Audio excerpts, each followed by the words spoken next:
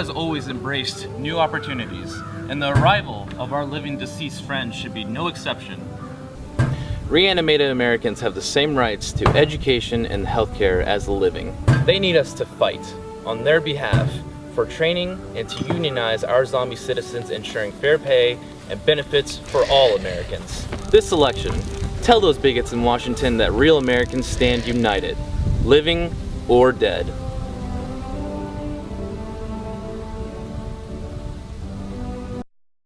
These past few years hadn't been easy on the folks that make up the backbone of America, and this recent zombie apocalypse hadn't made things any easier. It's no secret that the United States is infested with the undead. Those bureaucrats in Washington are still trying to push a legislation that's going to take away your right to bear arms, leaving you with nothing but clubs and crossbows to protect your loved ones and family.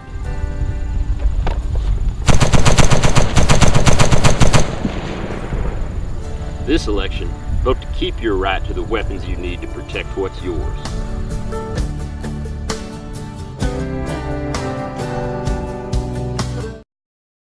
Like most Americans, you probably have a lot on your mind. The economy, unrest in the Middle East, and now, of course, the dead returning to walk the earth with a hunger for human flesh.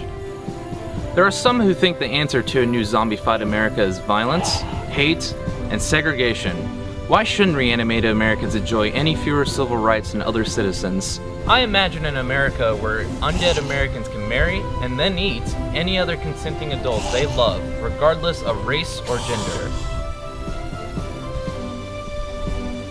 This November, tell those backward-thinking conservatives in Washington that every American deserves the same freedom.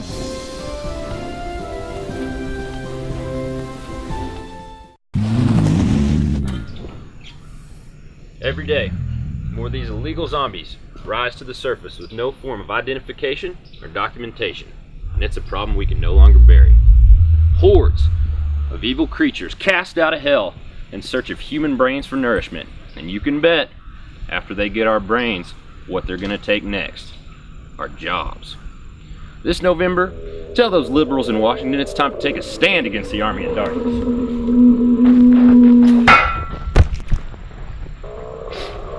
You tell them, American jobs for the living.